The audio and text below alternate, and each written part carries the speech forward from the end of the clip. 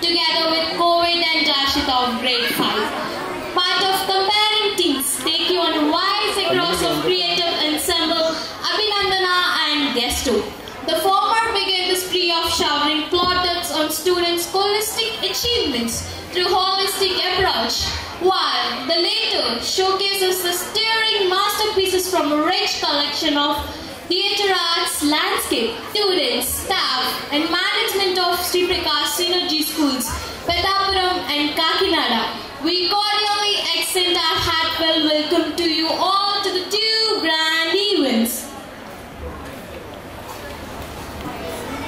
Ladies and gentlemen, light is considered to be not only a divine source of life, but it's also symbolic of enlightenment and auspiciousness. Therefore, it's our honor to invite the chief guest, Sri Riken Gomal Garu, onto the stage to kindle the sacred lamp. And I would also like to invite the director of the schools, Sri C.H. Vijay Prakash Garu, accompany the chief guest to be part of the honors.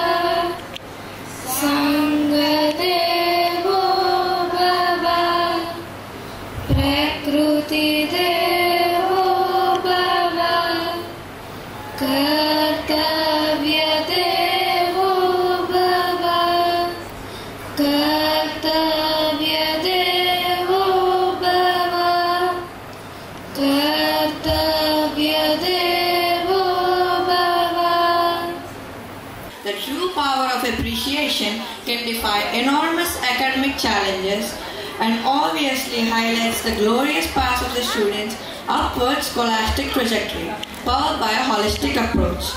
It's part of the Sri Prakash rich tradition to honor the students who have registered a winning edge in various activities across different disciplines.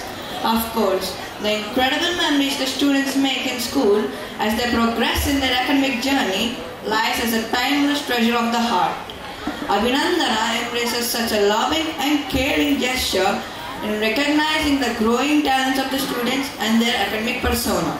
Ladies and gentlemen, we in all humbleness would like to request our today's chief guest, Sri Riken Gomal, a theatre art expert par excellence from Arunachal Pradesh, to give away the Abhinandana mementos to the students.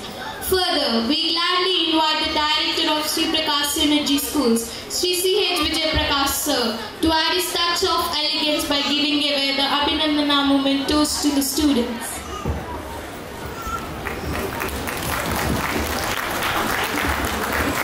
Now let us us appreciate the students who have excelled in academics and non-academics to come up to the dais along with their family to take up the mementos.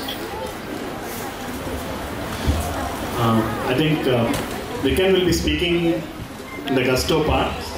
So the introduction and all is not there, but for the people who are not knowing about him, he is currently the director of Theatre in Education, a wing of, it's a company owned by NSD, National School of Drama. National School of Drama is supposed to be the best institute of India for training aspirants in theatre, and he is heading the wing of, he's an assistant professor there.